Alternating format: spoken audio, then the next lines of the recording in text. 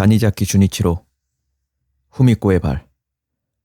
선생님, 면식도 없는 백면서생인 제가 돌연 이 같은 글을 올리는 무례를 용서해 주십시오. 그리고 부디 지금부터 제가 선생님께 말씀드리는 이야기를 끝까지 읽어주시기 바랍니다. 어쩌면 건방지게 들리실지도 모르겠지만 제 이야기에 선생님도 흥미를 갖게 되시리라 저는 생각하고 있습니다.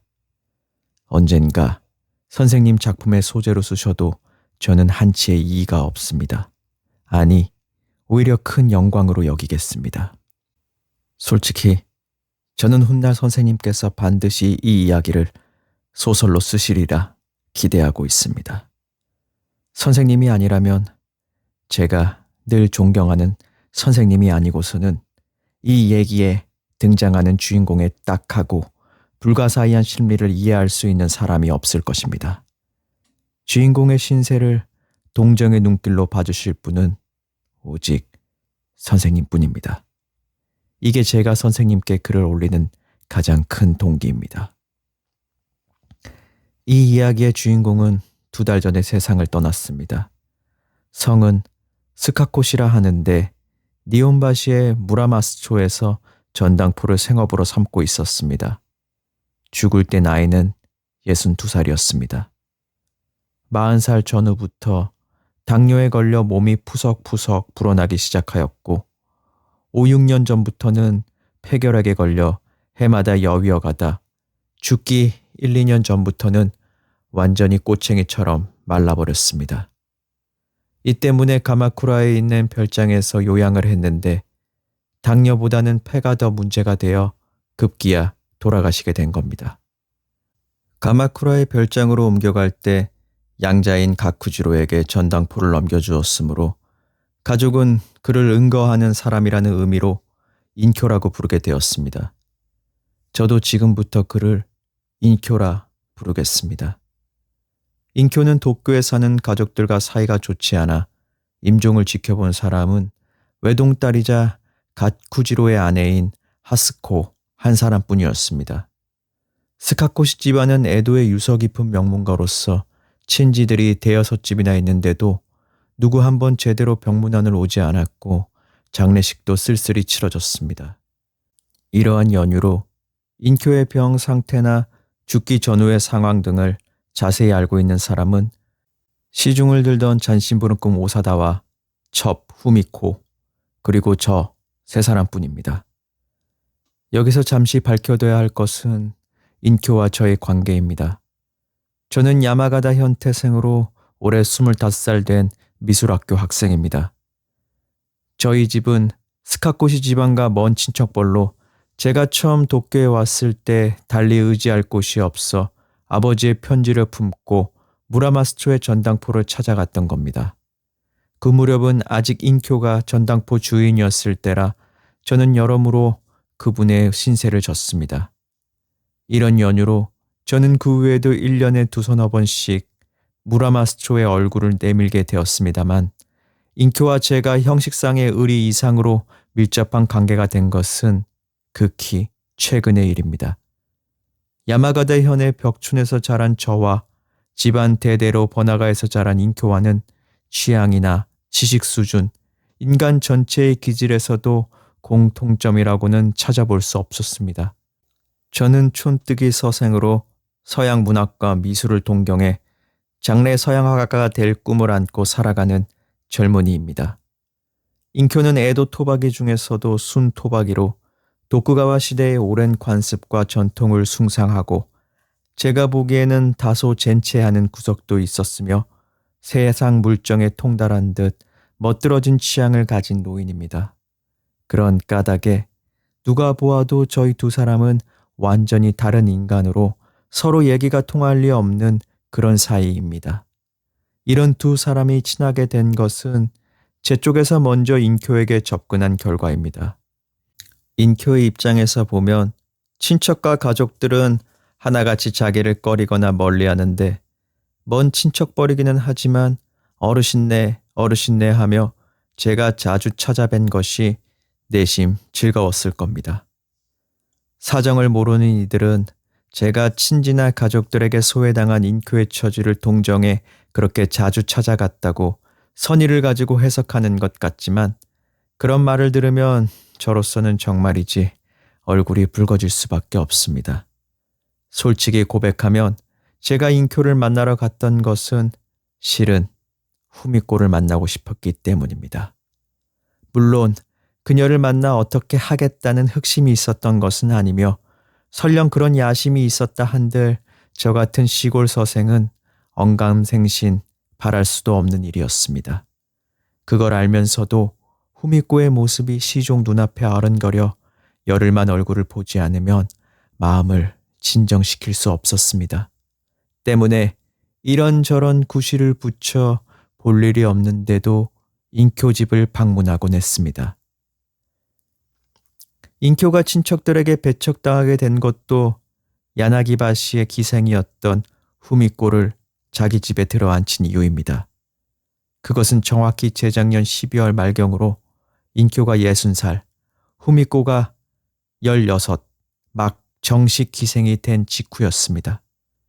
실은 이전부터 인교의 방탕한 생활이 문제가 되긴 했지만 나이도 60이나 되었으니 그러다가 잠잠해지겠거니 생각해 그때까지는 친지나 가족들도 눈 감아 주었었지요.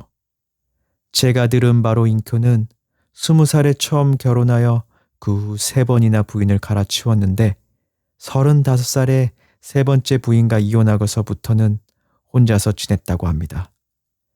이렇듯 몇 번씩이나 부인과 이혼을 한 데에는 단순히 남분권이라는 점 외에도 사람들에게 알려지지 않은 어떤 은밀한 이유가 인교의 성격 속에 숨어 있었는데 거기에 대해서는 극히 최근까지 아무도 눈치채지 못한 것 같습니다. 부인뿐 아니라 기생들을 데리고 놀 때에도 변덕이 상당히 심해서 한 여자를 가까이 하는가 싶으면 한 달도 채 되지 않아 다른 여자를 찾는 식입니다.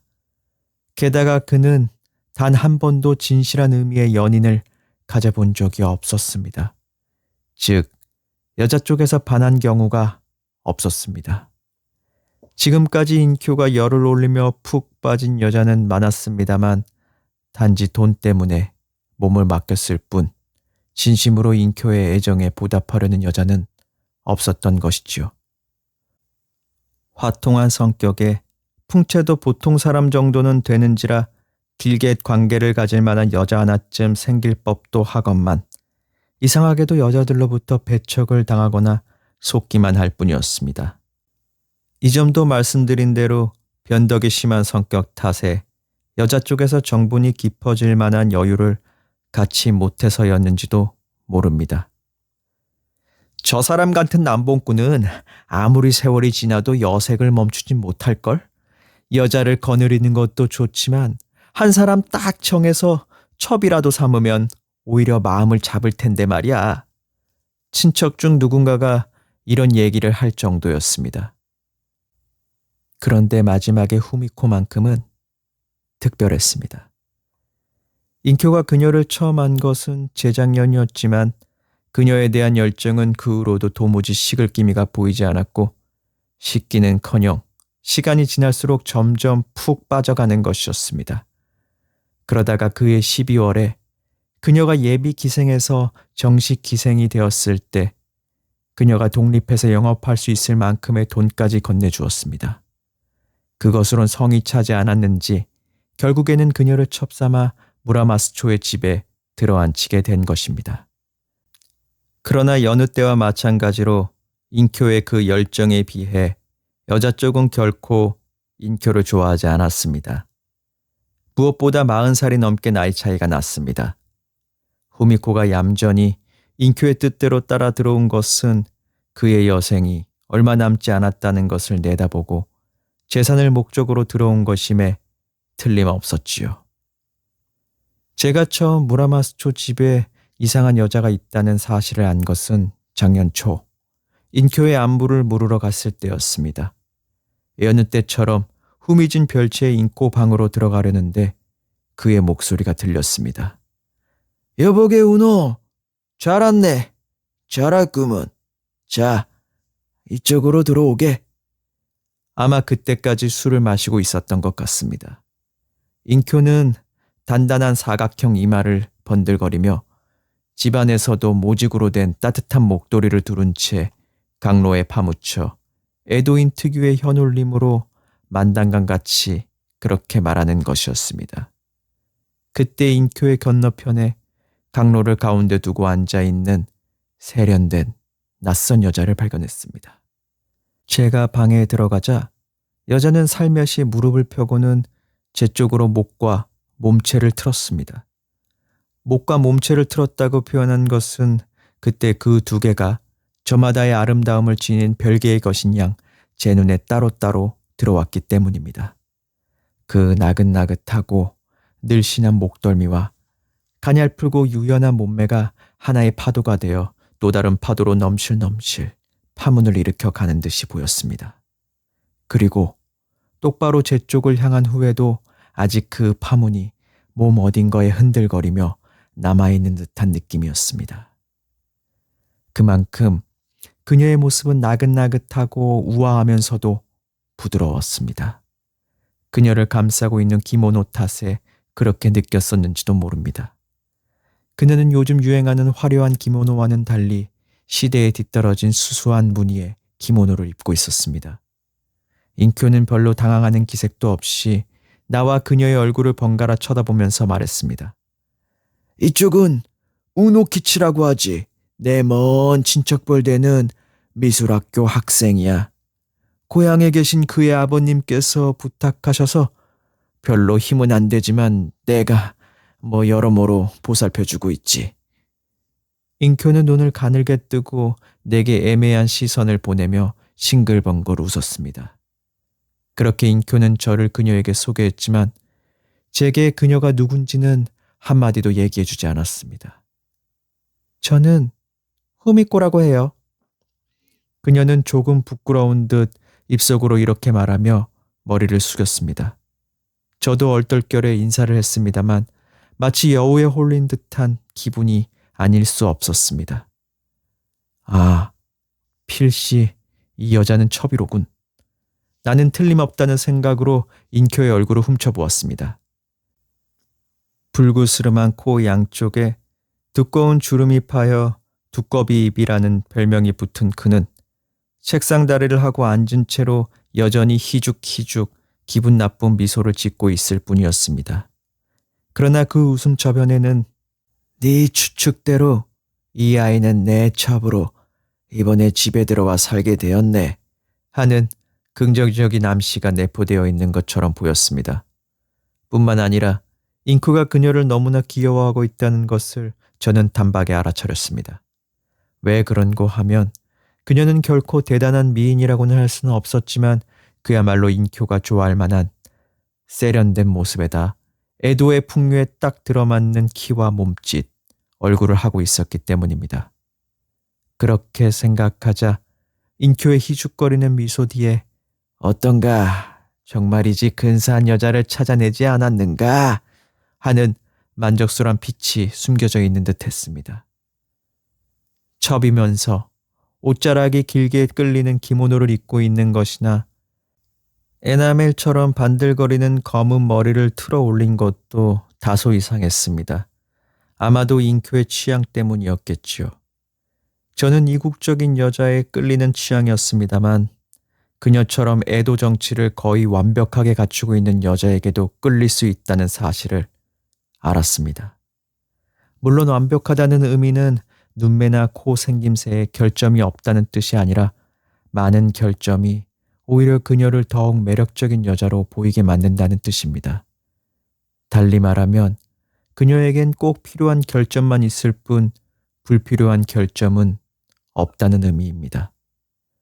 동그스름한 얼굴에 조금 뾰족한 턱, 볼은 생각하기에 따라 약간 깎인 듯한 느낌이 들기도 하지만 그렇다고 딱딱한 느낌은 아니며 말할 때마다 입 운동으로 인해 살이 파르르 물결치는 모습은 부드럽고 풍요롭게 보였습니다.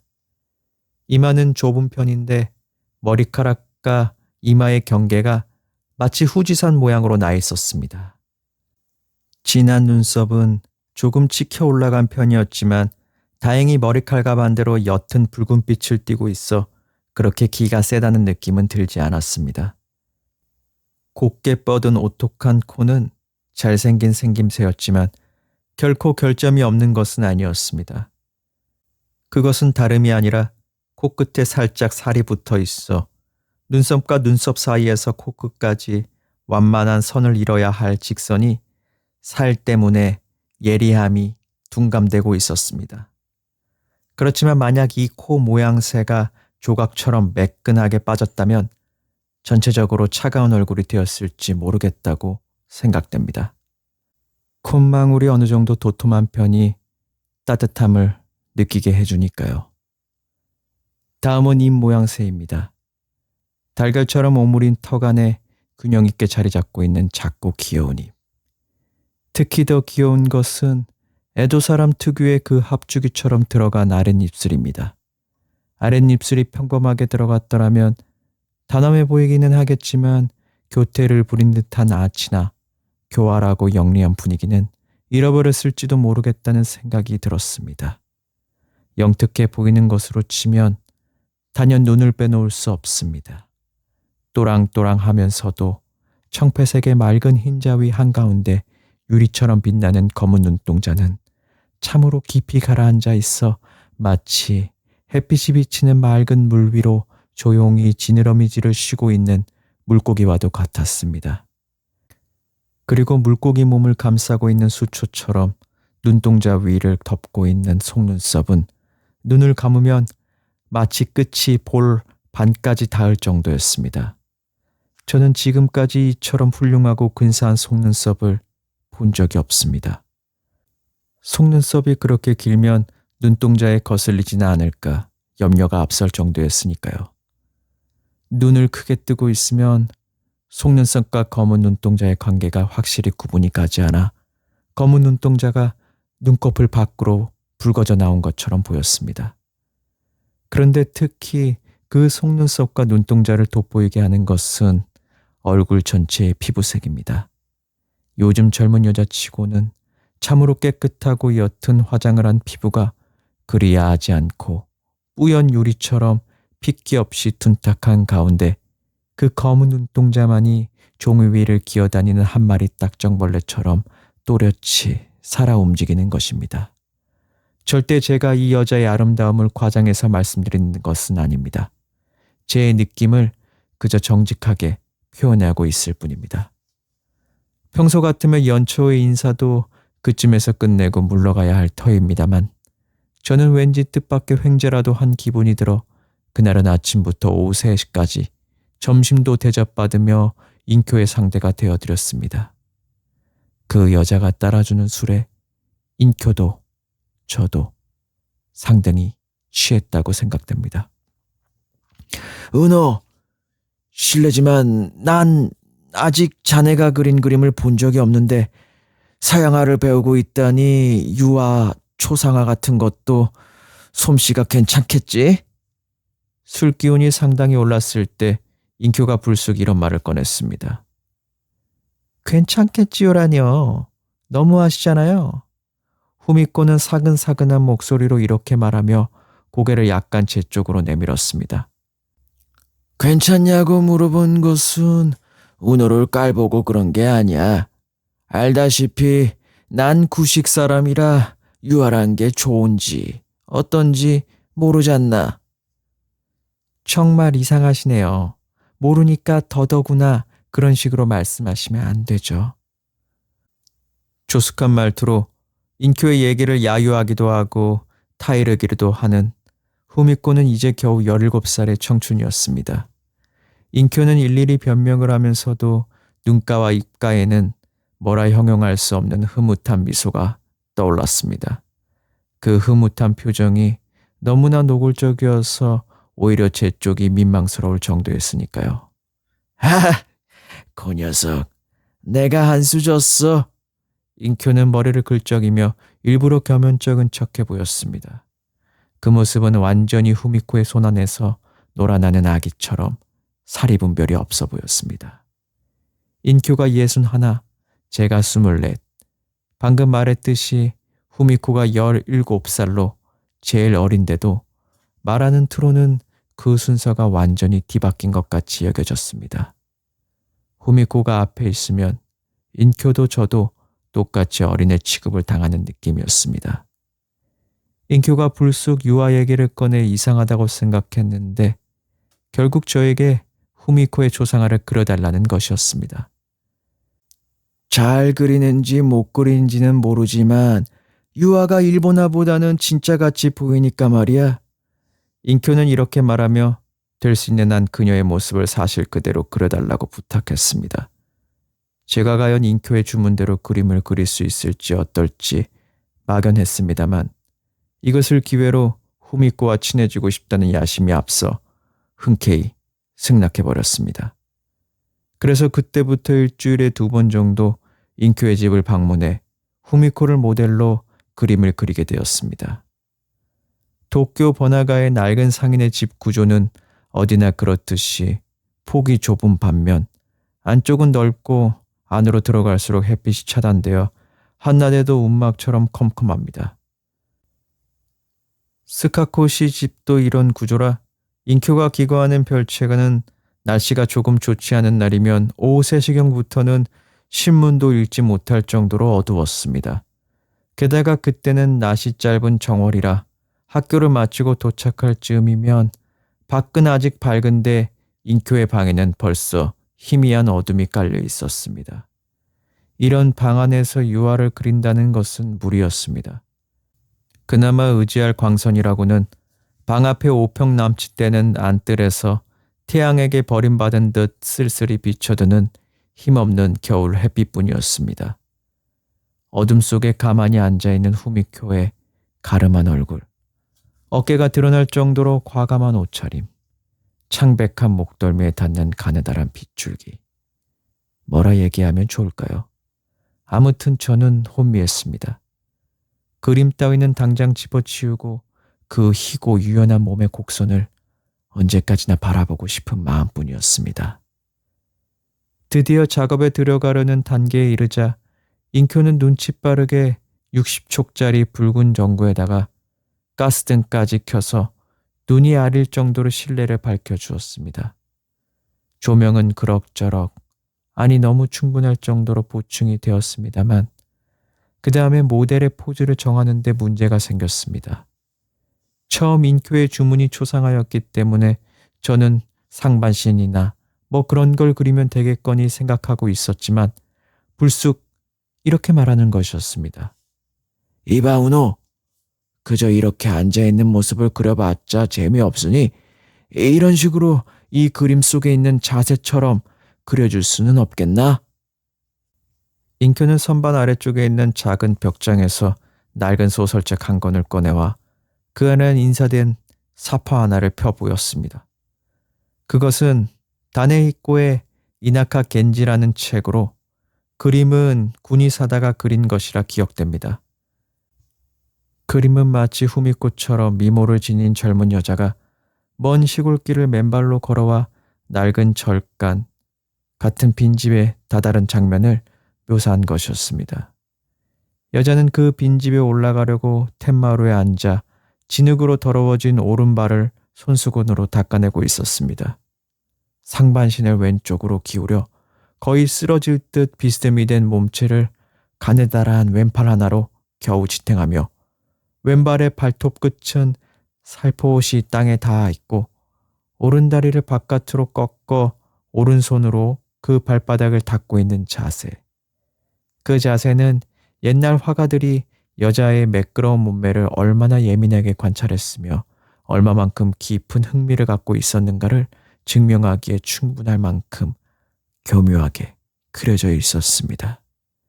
제가 특히 탐복한 것은 여자의 유연하고 나긋나긋한 손발이 여러 가지 모양으로 구부러져 있는데 그저 쓸데없이 구부리고 있는 것이 아니라 지극히 예민한 힘의 균형이 전신에 가늘게 퍼져 있는 것이었습니다. 여자는 텐마루에 걸터 앉아 있었지만 결코 안정된 자세로 앉아 있는 게 아닙니다. 조금 전에 말씀드렸다시피 상반신을 왼쪽으로 기울이고 오른발은 바깥으로 굽히고 있어 마룻바닥을 짚고 있는 왼팔을 약간 잡아당기기라도 하면 금세 균형을 잃고 푹 쓰러져 버릴 듯이 위태로운 자세를 취하고 있었습니다.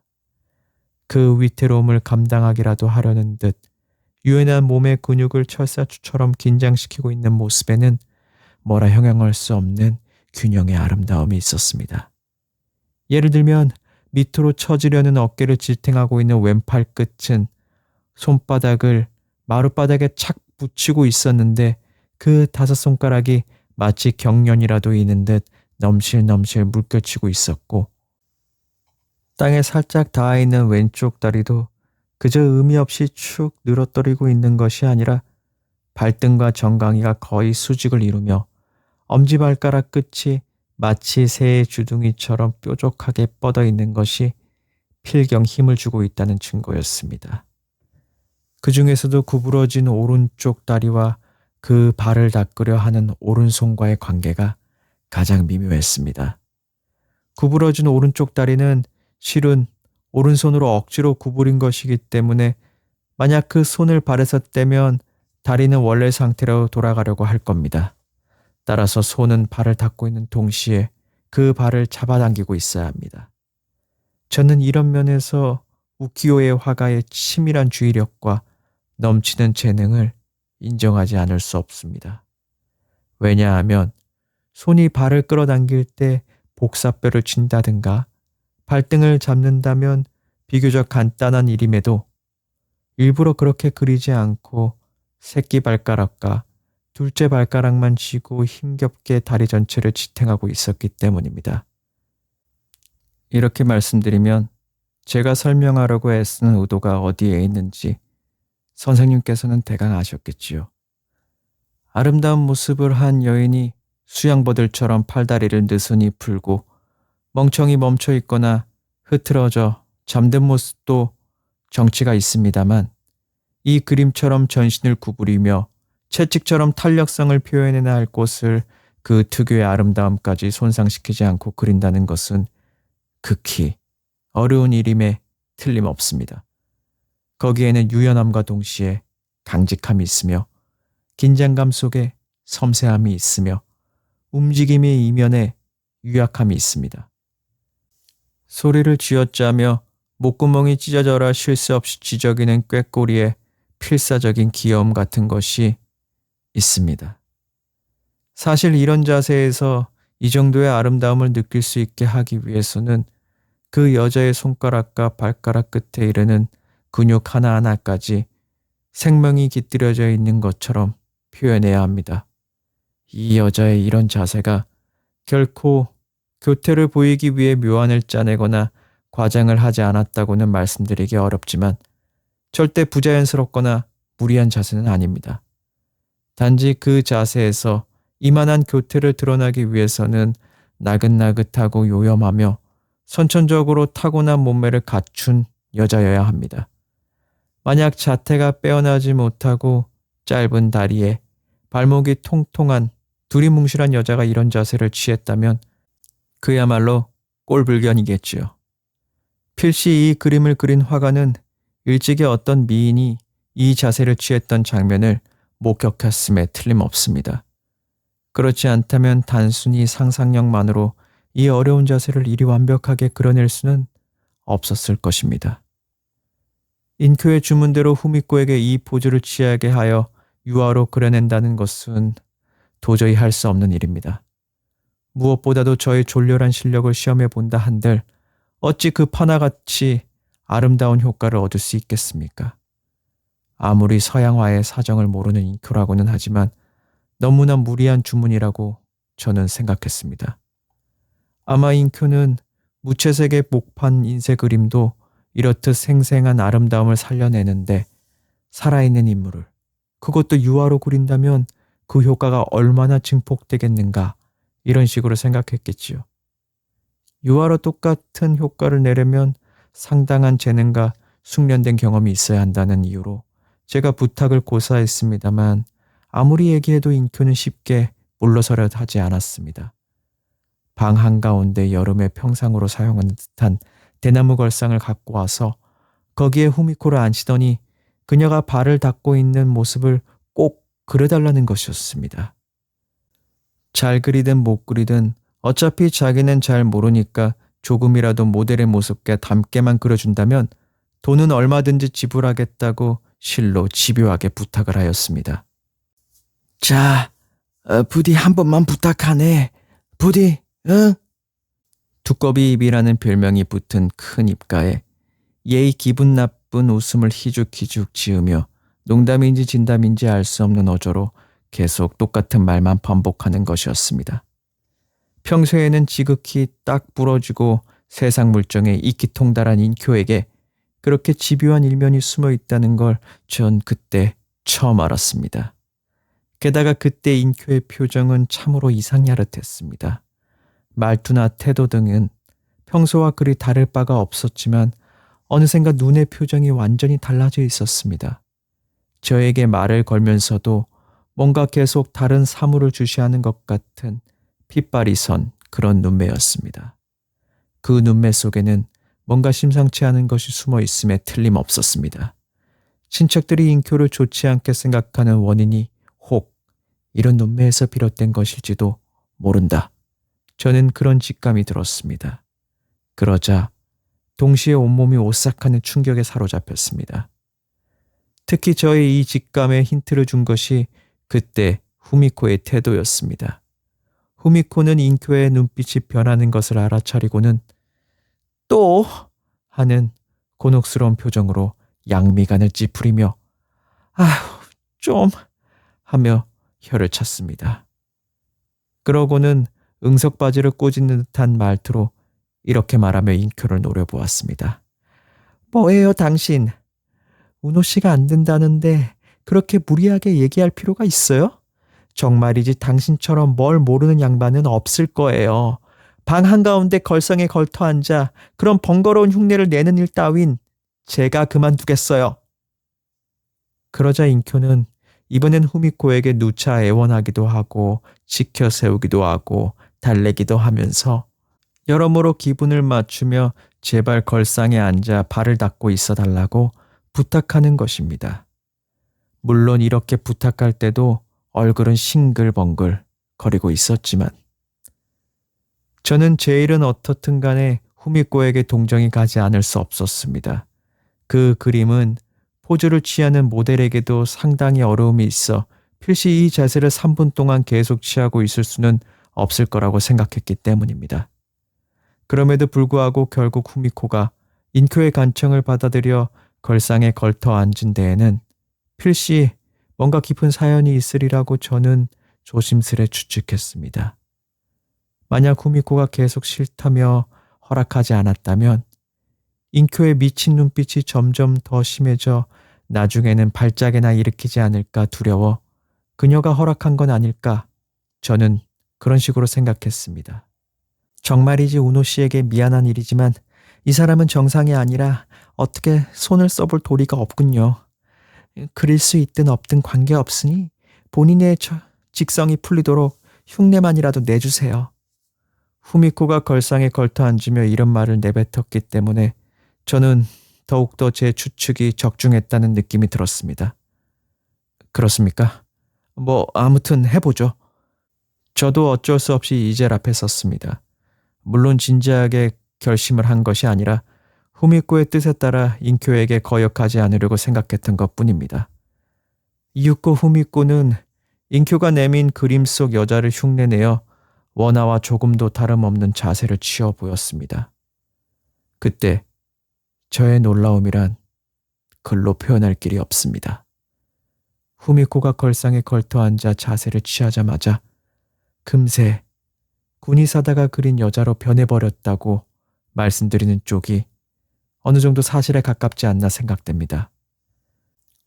저는 아까 그 자세에서 그 정도의 교태를 그려내는 데는 타고난 요염함과 늘씬한 몸매를 갖춘 여자가 아니면 힘들다고 말씀드렸습니다. 그 말은 후미코를 형용한 가장 적정한 말이 되어버렸습니다. 후미코처럼 멋들어진 몸매를 가진 여자가 아니면 어떻게 그렇게까지 쉽게, 그렇게까지 완벽히 원화의 여자가 될 수 있었을까요?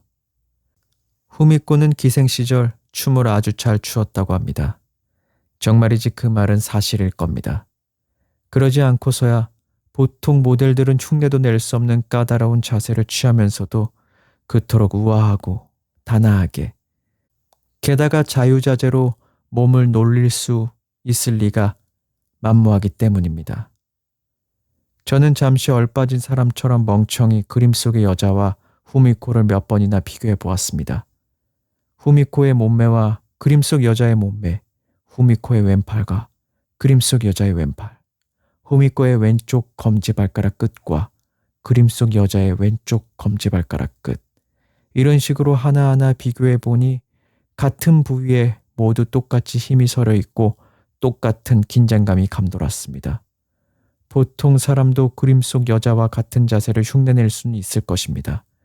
그러나 흉내에서 더 나아가 가냘픈 근육 하나하나, 곡선 하나하나까지 표현하는 것은 후미코가 아니면 흉내낼 수 없는 것이었습니다.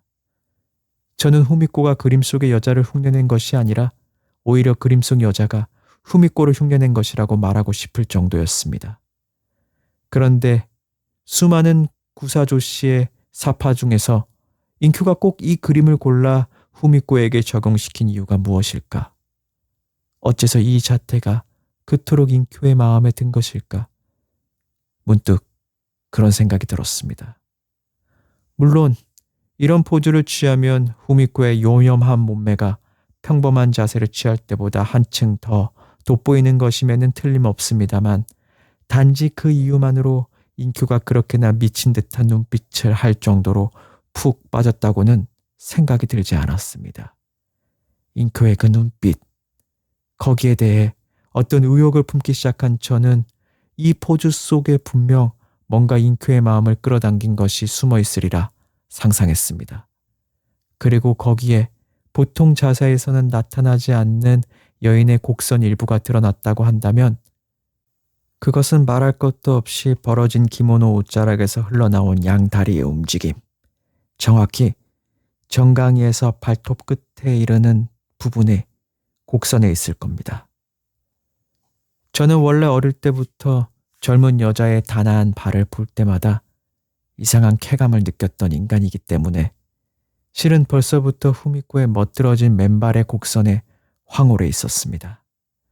나무를 정성스레 깎아 넣은 듯한 정강이가 아래로 내려갈수록 점점 가늘어져 발목 부근에서 일단 꽉 조여진 다음 완만한 경사를 이루며 부드러운 발등으로 이어지고 그 경사 끝 부분에 5개의 발가락이 엄지발가락 끝을 목표로 하며 쭉 늘어서 있는 형태는 후미코의 얼굴 생김새보다 훨씬 아름답다고 느꼈습니다. 후미코와 같은 생김새는 세상에 다소 있겠지만 이렇게 단아하고 멋진 발은 일찍이 본 적이 없습니다. 발등이 너무 평평하거나 발가락과 발가락 사이가 너무 벌어져 그 틈새가 보이는 발은 추한 용모와 마찬가지로 보는 이로 하여금 불쾌감을 자아냅니다. 그런데 후미코의 발등은 적당히 살이 붙어 있고 발가락 5개가 영어의 M자와 같은 형태로 착 달라붙어 치열처럼 가지런히 정렬되어 있었습니다. 쌀떡을 발 모양에 맞춰 찢고 그 끝을 가위로 동강동강 자르면 바로 이런 발가락이 되겠구나 싶을 정도로 발가락들이 얌전히 자리 잡고 있었습니다. 발가락 하나하나를 떡 모양새에 비유한다면 그 끝에 붙어있는 귀여운 발톱은 무엇에 비교하면 좋을까요? 바둑알을 늘어놓은 것 같다고 말하고 싶지만 실제로 바둑알보다 애교 있고 훨씬 오밀조밀합니다. 세공의 장인이 진주 자개를 얇고 가늘게 갈아낸 다음 핀셋으로 살짝 끝을 집어 박는다면 아마도 이런 멋들어진 발톱이 완성되지 않을까 합니다. 이렇듯 아름다운 것을 대할 때마다 저는 새삼스레 조물주가 인간 한 명 한 명을 만드는데 얼마나 불공평했는가를 느낍니다. 보통 짐승이나 인간의 발톱은 나 있는 것이지만 후미코의 발톱은 나 있는 것이 아니라 박혀 있는 것이란 표현이 적합할 겁니다. 그렇습니다. 후미코의 발가락은 태어나면서부터 하나하나 보석을 꿰차고 있는 셈입니다. 만약 그 발가락을 발등에서 잘라 염주알로 엮는다면 정말이지 근사한 여왕의 목걸이가 되겠지요.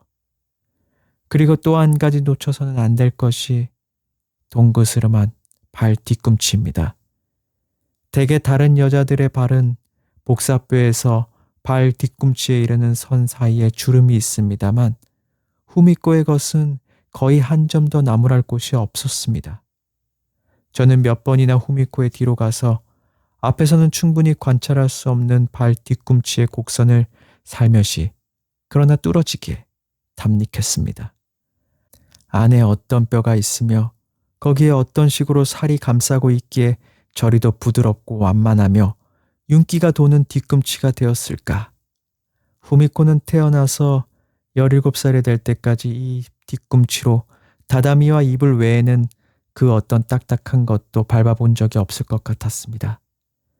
저는 한 남자로 태어나 살기보다는 이렇듯 아름다운 뒤꿈치가 되어 후미코의 발 뒤에 붙어 있을 수 있다면 오히려 그쪽이 더 행복하지는 않을까 생각도 했습니다.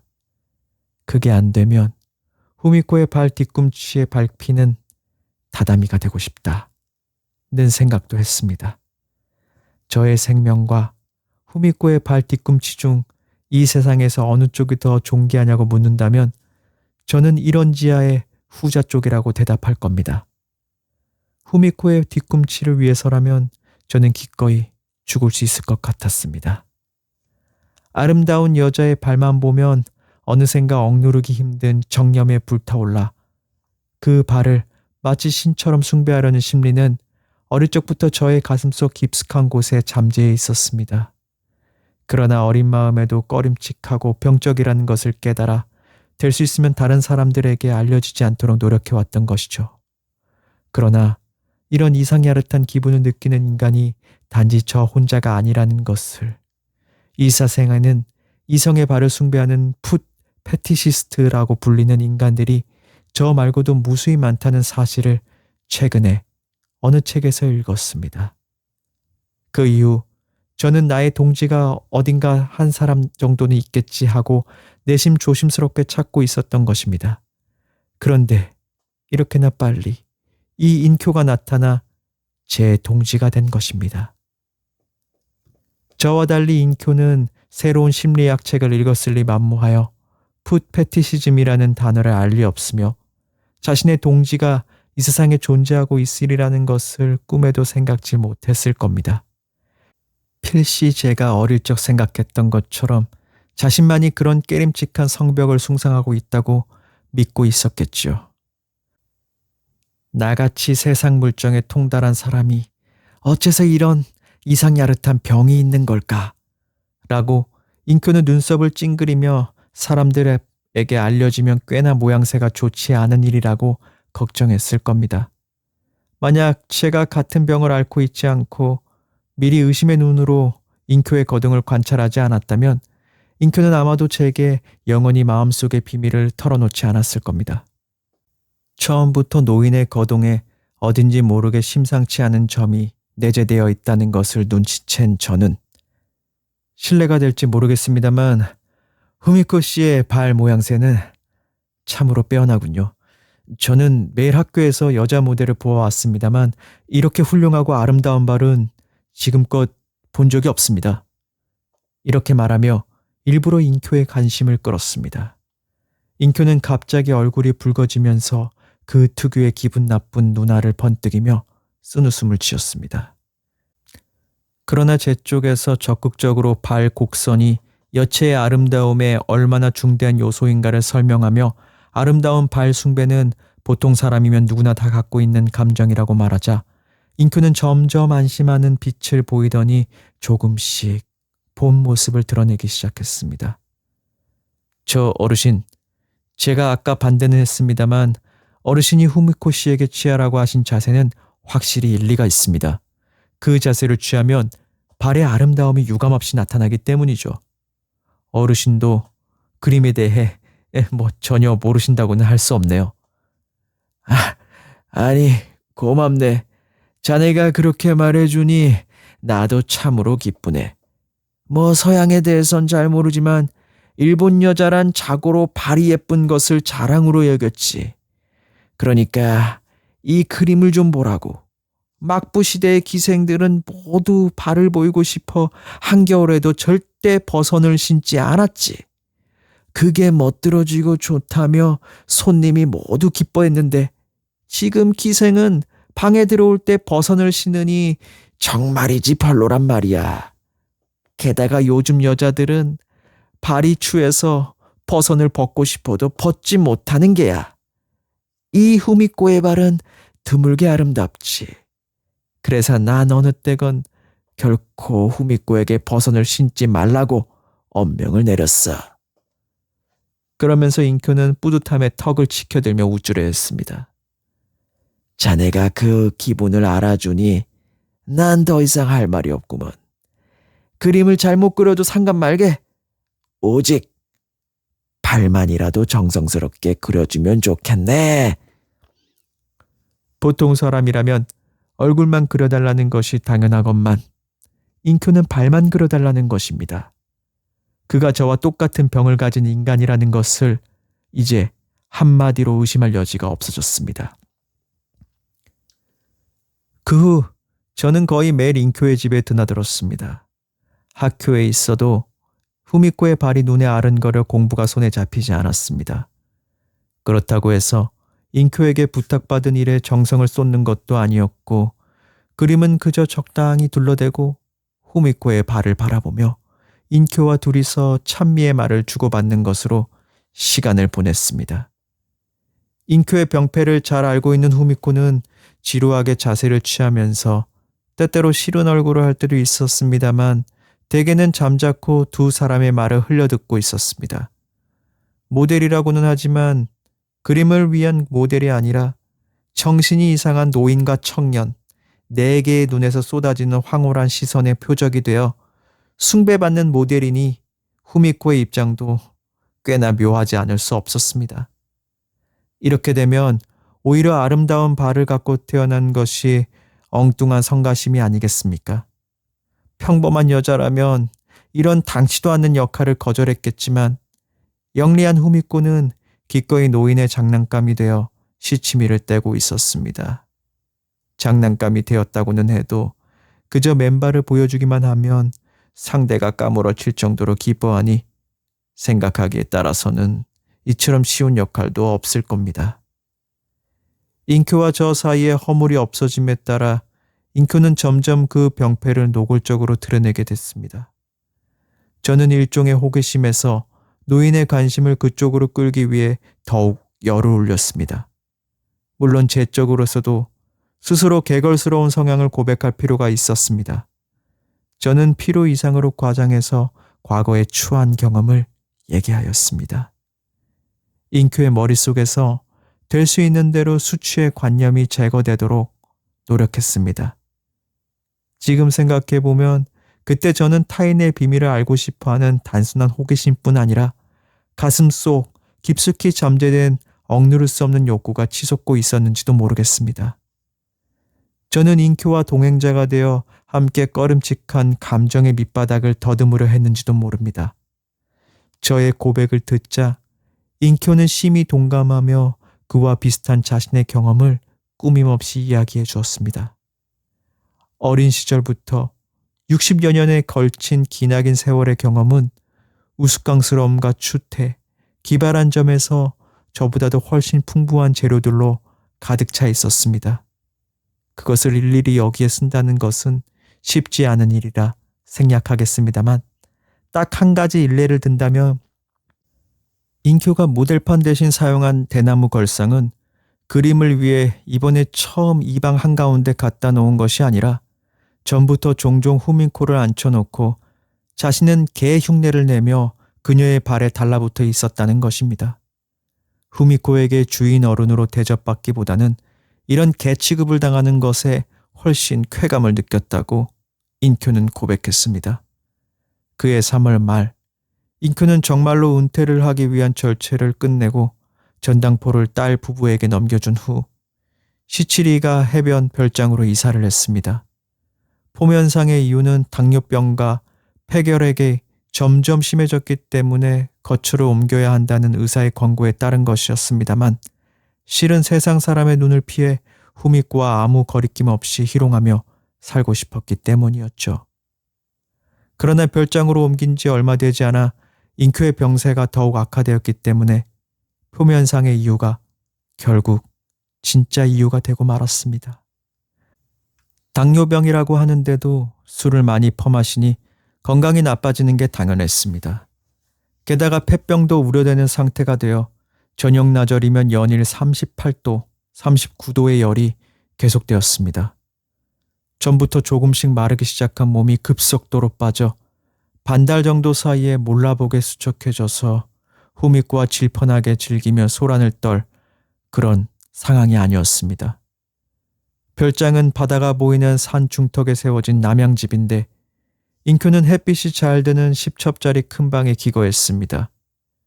밝은 텐마루 쪽에 머리를 두고 누운 인큐는 하루 종일 이불 속에 있거나 식사 시간 외에는 일어날 기력도 없을 정도였습니다. 가끔씩 각혈을 하고 나면 새파란 이마를 천장으로 향한 채 죽은 듯이 눈을 감았습니다.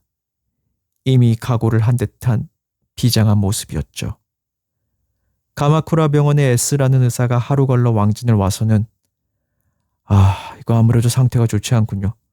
이렇게 열이 안 내려가면 1년을 버티지 못할 것 같습니다. 하고 후미코에게 살며시 주의를 주는 상황이었습니다. 병세가 악화되자 노인은 차츰차츰 신경질적으로 변해 식사 때 음식에 간이 맞지 않다며 잔심부름을 하는 오사다를 붙잡고 자주 야단을 치곤 했습니다.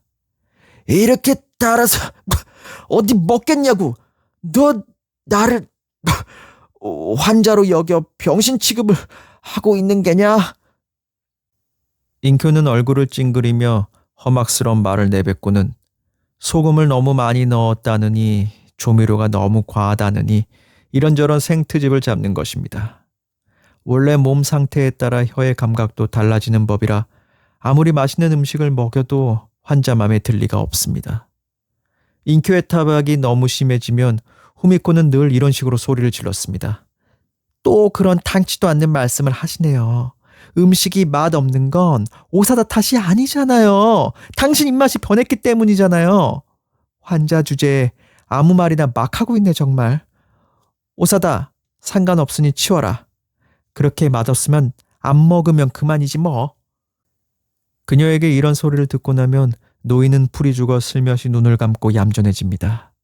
이럴 때 후미코는 으르렁거리는 호랑이나 사자를 다루는 사육사와 같은 분위기여서 옆에서 보고 있는 사람은 가슴이 조마조마하지 않을 수 없었습니다. 자기 법기 모르는 막무가내 인큐에게 어느새 이 정도의 권위를 휘두르게 된 후미코는 그때부터 가끔씩 환자를 내버려 둔 채 별장을 비우고 어디론가 사라졌습니다. 반나절이나 하루 종일 돌아오지 않는 날도 있었습니다. 여보, 잠깐 물건 사러 도쿄에 다녀올게요. 이렇게 혼잣말처럼 짓거리고는 인큐가 좋다 싫다 대답할 여지도 주지 않고 외출 준비를 했습니다. 장에 가는 것 치곤 화장이나 옷 매무새에 신경을 많이 썼습니다. 후미코의 이런 난행은 대단히 방향무인격이었지만 본가나 친척들은 옛날부터 인큐의 치정에 정남이가 떨어졌기 때문에 뭐라가 하는 사람이 아무도 없었습니다. 오늘 내일을 알 수 없는 병상에 누운 노인이 지금에 와서 박정한 첩에게 학대당하는 운명에 빠진 것도 자업자득이라는 식으로 친척들은 생각하고 있었습니다. 더욱이 후미코의 입장에서 보면 젊은 나이에 그만한 미모를 갖고 해골이나 다름없는 노인 옆에서 하루하루 지낸다는 것도 참으로 심사가 뒤틀리는 일이겠지요. 처음부터 애정이라고는 털끝만큼도 없었을 테니 이제 기회다 싶어 인큐의 죽음을 채 기다리지도 못하고 본성을 드러낸 것입니다. 어느새 후미코는 닷새에 한 번 정도 반드시 모습을 감춰버렸습니다. 후미코가 없는 날이면 환자는 특히 기분이 안 좋아집니다. 후미코의 한마디면 형편없이 위축된 고양이처럼 얌전해지는 주제에 그녀의 모습이 보이지 않으면 불끈불끈 화를 내며 식모에게 애매한 화풀이를 하는 겁니다. 그렇게 화풀이를 하다가도 후미코가 돌아오는 게다 소리라도 들리면 인큐는 갑자기 꾸중을 멈추고 아무렇지도 않은 얼굴로 자는 척 해버립니다. 그 태도의 변화가 너무나도 이상해서 식모인 오사다도 웃음을 터뜨리지 않을 수 없었습니다. 별장에는 인큐와 후미코 외에도 잔심부를 많은 오사다를 비롯해 5명이나 살고 있었습니다. 후미코는 지금까지 말씀드렸다시피 환자를 제대로 돌보지 않았기 때문에 환자를 간호한 사람은 주로 오사다 한 사람이었습니다. 의사는 간호원을 두라고 권했지만 인큐는 절대로 허락하지 않았습니다. 자리에 누워 일어나지도 못하는 몸이면서 아직도 그 비밀스러운 버릇을 버리지 못했기 때문에 간호원이 있으면 즐거움에 방해된다고 생각했겠지요. 이 사실을 알고 있는 사람은 아름다운 발을 가진 후미코와 저, 그리고 오사다 3사람뿐입니다. 저는 인큐가 가마쿠라로 이사한 뒤 후미코보다는 오히려 후미코의 발이 그리워 매일 별장에 놀러 갔습니다. 후미코도 매일 외출을 나갈 수도 없고 말벗도 없는 마당에 제가 찾아가면 언제나 환영해 주었습니다. 저는 학교를 빠지고 2, 3일 내리 별장에 묵는 날도 있었습니다. 그러나 후미코 이상으로 제 방문을 환영한 사람은 인큐였습니다. 그도 그럴 것이 제가 없으면 인큐의 그 비밀스러운 욕망을 충분히 만족시킬 수 없었기 때문인지도 모릅니다.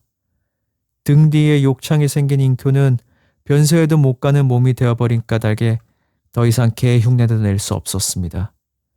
그래서 예의 그 걸상을 자기 머리맡에 갖다 놓게 하여 후미코를 거기에 앉히고 저에게 개 흉내를 내게 하는 것이었습니다. 그는 그 광경을 가만히 지켜만 보고 있었습니다. 보는 것만으로도 쇠약한 체력으로는 받아들이기 힘든 강한 자극을 느꼈으리라 생각됩니다. 동시에 개 흉내를 내는 저 자신도 인큐와 똑같은 자극을 받았고 동일한 쾌감의 순간을 맛볼 수 있었습니다. 때문에 저는 때때로 부탁하지도 않았는데 제가 자진해서 흉내를 연출해 보였습니다. 이러한 광경 하나하나는 지금 이 얘기를 쓰면서 회상해 보아도 정말이지 생생히 떠오릅니다. 후미코의 발이 제 얼굴 위를 밟아줄 때의 그 기분. 그때 저는 밟히고 있는 제 쪽이 그걸 넋놓고 보는 인큐보다도 확실히 행복하다고 생각했습니다. 요컨대 저는 인큐의 대역이 되어 후미코의 발을 숭배하고 신성시하는 짓거리를 그 눈앞에서 해보였던 것입니다. 그러나 후미코 쪽에서 보면 두 남자가 자신의 발을 장난감처럼 다루는 모습을 보고 정말 이 세상에는 별의별 얼빠진 놈들도 다 있구나 하고 생각했을지도 모릅니다. 인큐의 광란 증세는 저라는 적당한 짝을 찾아낸 까닭에 폐결핵 증세와 더불어 나날이 심해져 갔습니다. 그 가련한 노인을 이 지경까지 몰고 간 데에는 제게도 죄가 없다고는 할 수 없습니다. 인큐는 이윽고 제 짓거리를 구경하는 것만으로는 만족하지 못하고 자기도 어떻게든 후미코의 발을 만져보고 싶다고 애원하는 것이었습니다. 후미코, 제발이지 네 발로 내 이마를 잠깐 밟고 있어다오. 그래만 준다면 이제 죽어도 한이 없겠다. 가래가 긁는 목소리로 인큐는 끊어질 듯 숨을 헐떡이며 이렇게 말한 적도 있었습니다. 그러면 후미코는 미간을 찡그리며 유충을 밟았을 때처럼 언짢은 표정으로 환자의 시퍼런 이마 위에 그 보드라운 발바닥을 잠자코 얹는 것입니다. 빛깔이 곱고 싱싱하며 기름기가 자르르 도는 발 아래에 뼈만 앙상한 볼을 세우고 조용히 눈을 감고 있는 환자의 얼굴. 그 흑빛을 띤 무표정한 병자의 얼굴은 아침에 녹아가는 얼음처럼 무한한 은총에 감사해하며 죽어가는 것이 아닐까 하는 느낌도 들었습니다. 어느 때는 그렇게 눈을 감은 채로 말라빠진 양손을 머리 위로 가져가 후미코의 발등을 만져보는 일도 있었습니다. 의사의 예언대로 금년 2월이 되자 인코는 결국 위독한 상태에 빠졌습니다. 하지만 의식은 또렷해 때때로 후미코의 발 얘기를 해대는 것이었습니다. 식용은 완전히 잃었지만 그래도 후미코가 우유라든지 수프 따위를 면 헝겊 조각에 적셔 발가락 사이에 끼워 입 쪽으로 가져가면 환자는 또 그것을 탐욕스럽게 언제까지나 핥아댔습니다. 이 방법은 처음에 인쿄가 생각해냈는데 병이 깊어지고 나서는 줄곧 그게 습관이 되어버렸습니다. 그렇게 먹여주지 않으면 누가 무엇을 갖고 와도 일체 입에 대지 않았습니다. 후미코마저도 손을 쓰지 않고 발로 해야 했습니다. 임종날에는 후미코도 저도 아침부터 머리맡에 내내 붙어 있었습니다. 오후 3시경에 의사가 와서 강심제 주사를 놓고 돌아간 뒤 인큐는 알아듣지 못할 정도로 낮은 어조로 이렇게 이야기했습니다. 이젠 틀렸어. 이제 곧 숨을 거둘 거야. 후미코, 내가 죽을 때까지 발을 얹어다오. 나는 네 발에 밟히며 죽고 싶어. 후미코는 예전처럼 무뚝뚝한 표정으로 잠자코 환자의 얼굴 위에 발을 얹었습니다. 저녁 5시 반에 인큐가 숨을 거둘 때까지 정확히 2시간 반 동안 계속해서 밟고 있었습니다. 발이 피곤하면 머리맡에 걸상을 놓고 앉아 오른발과 왼발을 번갈아 가면서 얹어 놓았습니다. 그러는 동안 인큐는 딱 한 번 고맙군 하고 조용히 말하며 고개를 끄덕였습니다. 그러나 후미코는 아무 대꾸도 하지 않았습니다. 이것으로 끝이니까 참고 있어주지 라고 말하는 듯한 옅은 웃음이 그녀의 입가에 보이는 것 같았습니다.